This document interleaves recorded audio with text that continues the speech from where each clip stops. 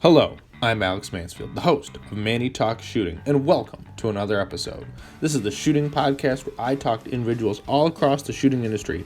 We'll talk competition, self-defense, concealed carry.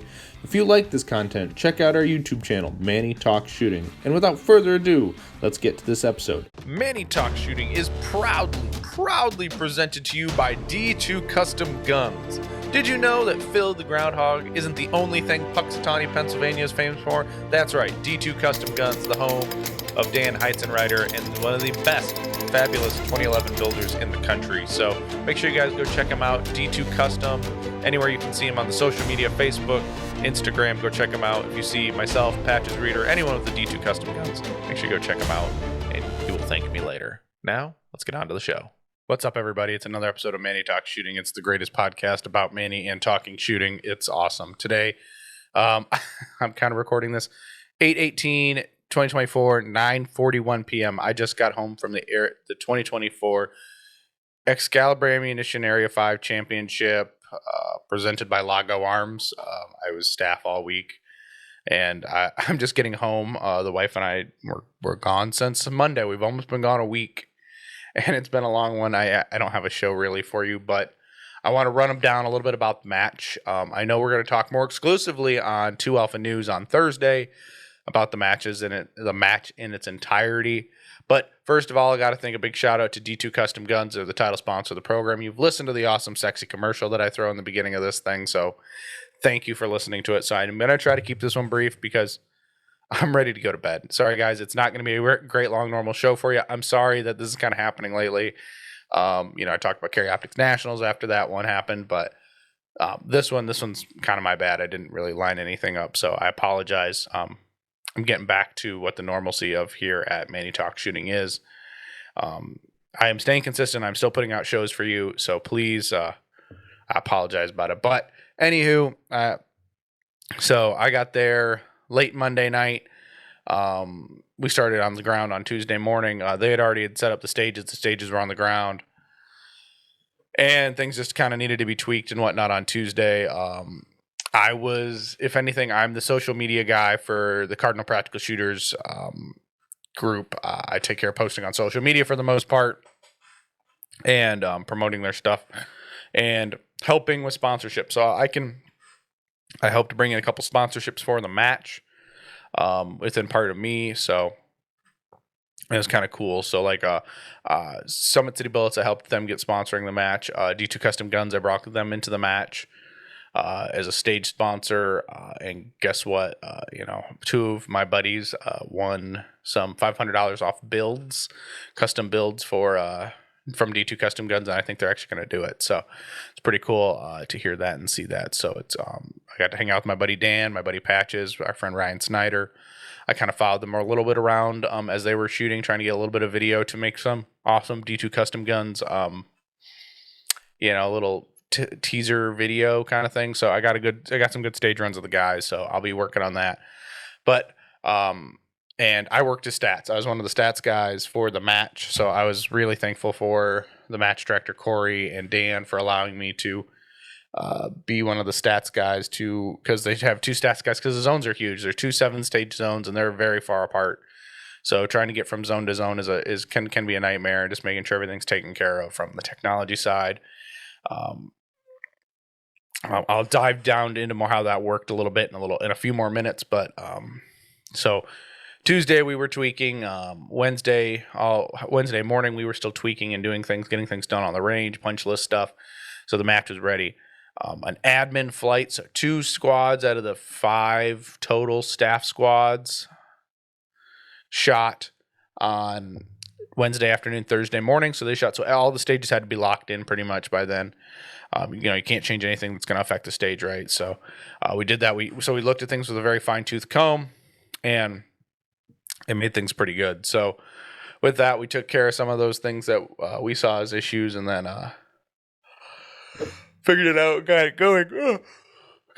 I'm tired, but I'm still putting out a show for y'all. So with that, we worked hard. We got all that stuff done. They started shooting. I didn't end up shooting this match for multiple different reasons, but it was a really good match. So I was just driving around on the golf cart doing my stats thing and just making sure everything was good. So Um, all in all, the match went really well that way. So, but the match started, then the staff match happened, and we kept everything going. So, very smooth running match.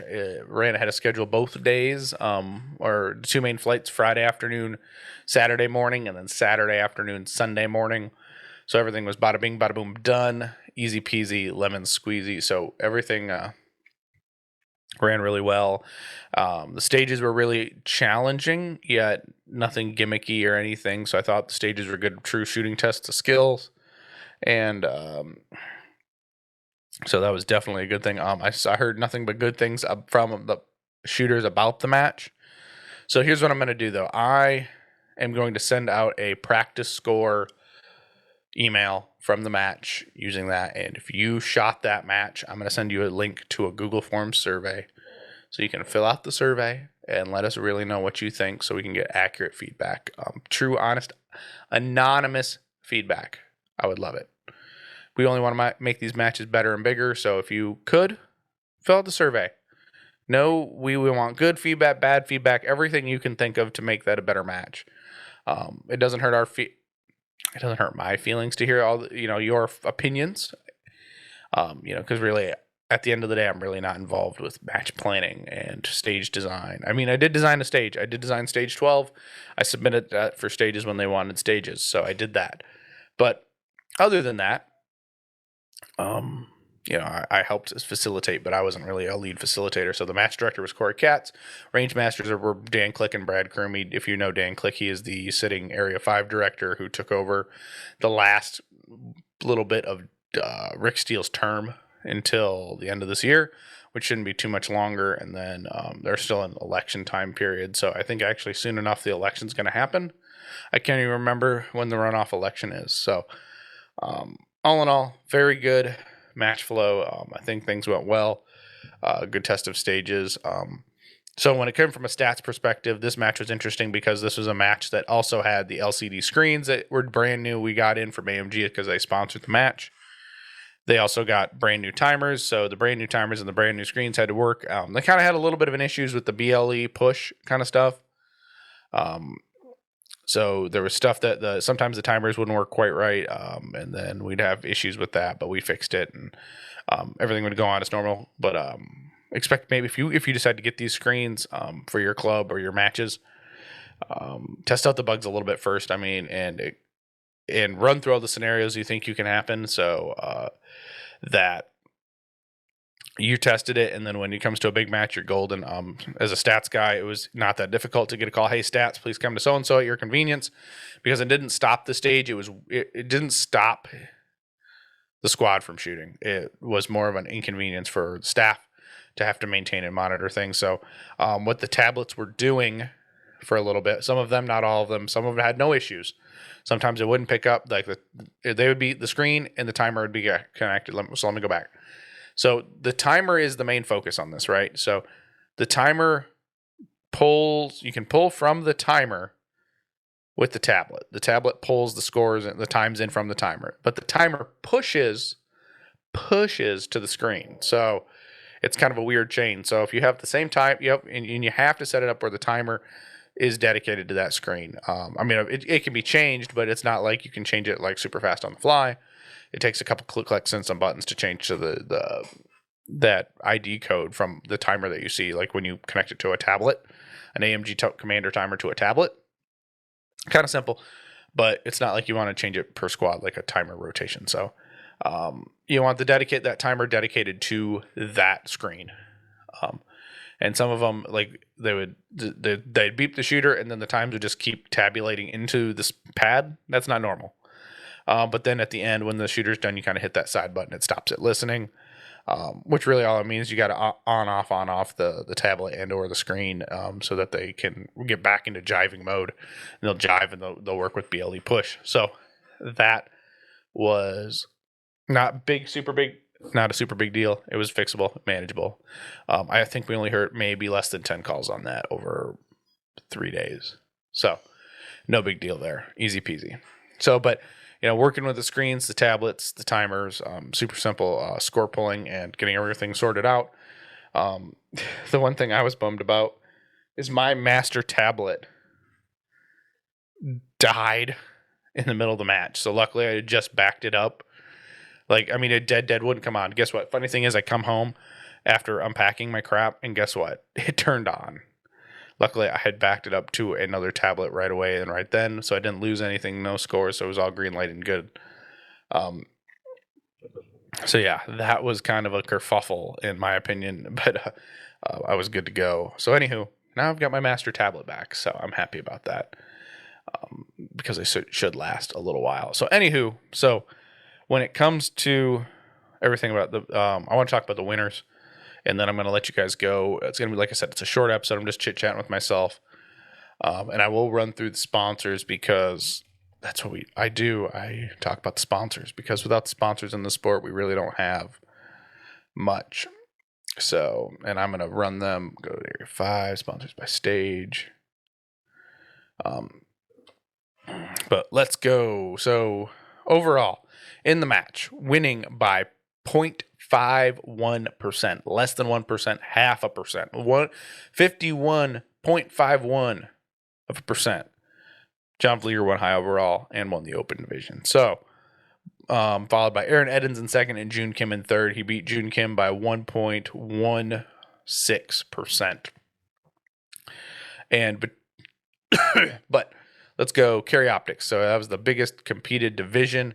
Carry Optics was won by Mr. Brantley Merriam, followed by my good buddy Ben Suzuki, followed by thirdly Eric Shaw, fourth a local guy to me, Jake Walker at 92.34, Stephen Norvell in fifth, David Miller from the local guys in sixth, John Batista of the House of Speed in California, friends of Robert Wyatt. Sad to not see you, Robert. It's a shame. In seventh, John Batista was in seventh. Good buddy of mine, Skylar Davis at our local club in eighth. Ninth, Justin Anderson from Wisconsin, and Joshua Espinoza in 10th. Limited was won by, obviously, no shocker. There was no heat in this match, really, when it came to that. But Joey Sauerland was there, coming in and dominating, beating a buddy of mine, Joey Zadek, by 17.09%. Thirdly, Mike Anderson in third. Jose Anagas in fourth. Ed Montgomery in fifth. Good job, everybody. There was only 13 in limited.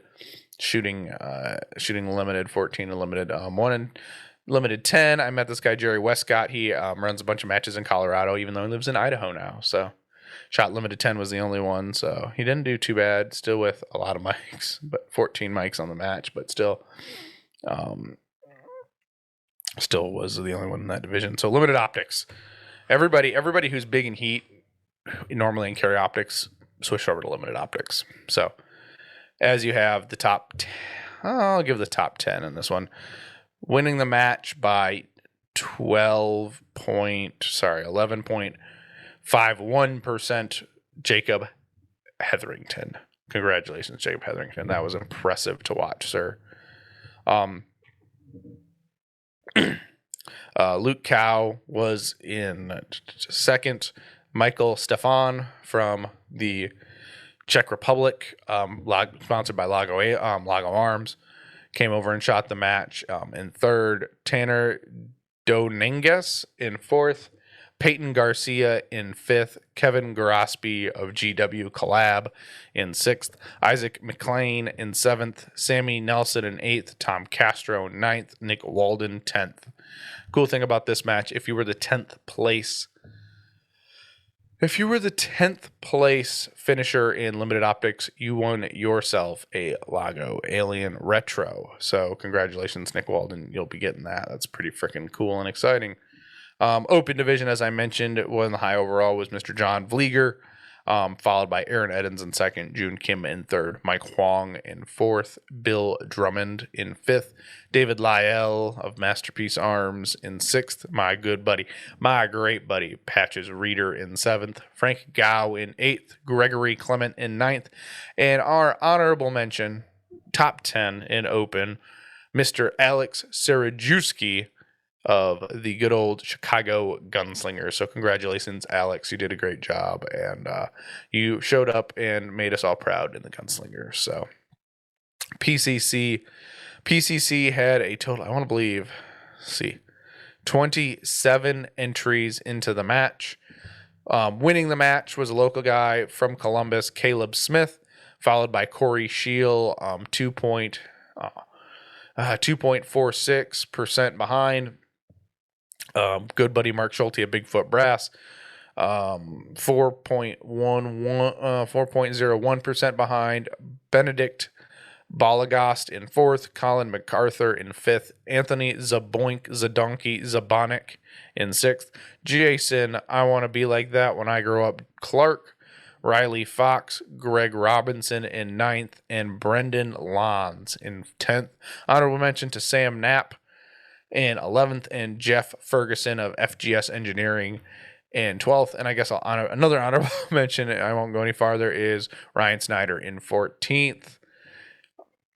PCC did have the most, I believe probably was Carry Optics, but then probably PCC had the most number of GMs in that. So production was kind of light. There was a total of 16. There should have been more, but they ended up not shooting the match. Like, they didn't show up. Like, Sal Luna was signed up, didn't come. But last minute, Stephen Lutman came in and signed up last minute at the registration table. There was spots open, so Stephen Lutman won the match. A friend of mine, Matthew Nash, came in second by a 7.84% behind him. Austin Hall in third. Ethan Kaiser in fourth. Peter Woolard in fifth. Jason Parrish in sixth. Kent Nordstrom in seventh. Sefei Han in eighth. Shane Pileng in ninth. And Jiju Su in 10th. Rounding us off in Revolver, the only guy who showed up was Jay Slater. Jay's a really cool guy. He was on the podcast Manny Talks Shooting, but also he was there doing Practical Shooting Live with David Riddle, the Casual Shooters podcast. Doing a lot of really cool coverage, and I know we'll probably have to bring both of them back on, or I'll go on their show and we'll talk about it. It was really a cool experience, doing what I could do to help them, but also them helping me. So, and then in Single Stack, there ended up only being 11 participants who finished the match in Single Stack. And that would be the winner. So I'm not going to go through all of them. I'm just going to cover the winner. My good buddy, Mr. Lafe Kunkel. Or Leif Kunkel, as you want to call him. This is his normal name. But anywho, Leif shot the pre-staff match and won the match. He beat the next guy by over 12%. Shooting major. Only 4 of them shot major in this match, and the rest all shot minor in Single Stack. But yeah, so Leif won the match, which is cool for him. So good job, Leif. You get a national slot for winning your area match in Skinny Gun. Good job. So that's the winners of the match. Congratulations, everybody. That was cool. But as I mentioned, I will cover the sponsors here in just a second as it pulls up on my screen. Oh, there we go. Click that. Pull this up.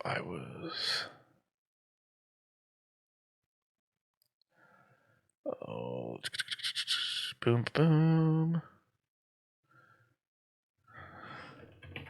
There we go. Found it and done. All right, so the sponsors in no particular order because this is by stages. So stage 1 was Hey Mom, can we get some meatloaf? Sponsored by the Blue Bullets and S-TAC. Stage 2, discovered by the Germans in 1904. They named it San Diego. Sponsored by Team AC and Midwest Shooting Center. Stage 3, winners get to do what they want by Lago Arms. 4, I'm kind of a big deal. Sponsored by Excalibur Ammunition and Da Vinci Machining. Stage 5, You Sit on a Throne of Lies. Sponsored by Southern Barbecue and FGS Engineering. Stage 6, Boy, that escalated quickly. Sponsored by Make Stuff Better and Bigfoot Brass. So if anyone didn't know, Make Stuff Better was on site and he was lasering all weekend, sun up to sundown. He was busy and I kept checking in on them, hanging out with the Wolves. Great company, great people. We went out to dinner one night. as I'm affiliated with them, and it was nice to meet Mrs. Wolf and hang out with Matthew and Brian in person. Finally got to meet them in person, which was cool. So it was a great experience. We had a great time, and they sold and lasered a lot of stuff. A lot of my friends got stuff lasered. I did too. I'll make a post about it probably when this comes out, probably the same day. All right. But stage 7, 60% of the time, it works every time. Sponsored by JP Enterprises and Shooters Connection. Stage 8, it's so damn hot. Milk was a bad choice. Sponsored by Red Hill Tactical and Red Feather Outfitters. And that is Red Feather Outfitters is the gun store building there on the range at the Cardinal Shooting Center. They're on the pistol range, so super nice. You can go buy ammo. You can go find. There were CZ75 mags. Shadow 2 mag. There was a mag. If you needed mags, you'd bought them there. Anywho, then stage 9. So damn. Do you want to do karate in the garage? Sponsored by D2 Custom Guns and Manny Talks Shooting. Stage 10, can we turn our beds into bunk beds? By AMG Labs and Vortex Optics. Stage 11, if you ain't first, you're last. Sponsored by Shooters Global and Make Ready Shooters Tables. Stage 12, Shake and Bake. Sponsored by Zero Sports and Taurus. Stage 13, Don't Act Like You're Not Impressed. Sponsored by Hunters HG Gold. And stage 14, If You Can Dodge a Wrench, You Can Dodge a Ball by Summit City Bullets and Shoot Sig. Well, there you have it, everybody. That's the sponsors of the match. We can't do it without them. It was awesome. The staff loved it. They had a great time. And without them, we couldn't do any of this stuff. So, guys, I appreciate you listening to me cough and talk and hack and ramble on about this match. But we will definitely talk more in detail this week. Later on the 2 Alpha News podcast, we're going to do a whole big recap. We might bring on the match, the Range Master, Dan Click if he's willing and interested, and maybe Brad Crewmeat, but really talking to Corey about things since he was match director. So, guys, this is the episode I'm giving you. It's about 20-ish minutes long. I'm sorry I can't go much further. I'm ready for bed, and it's way past my bedtime as it is. So, guys, thank you for listening to another episode of Manny Talks Shooting. I greatly appreciate it.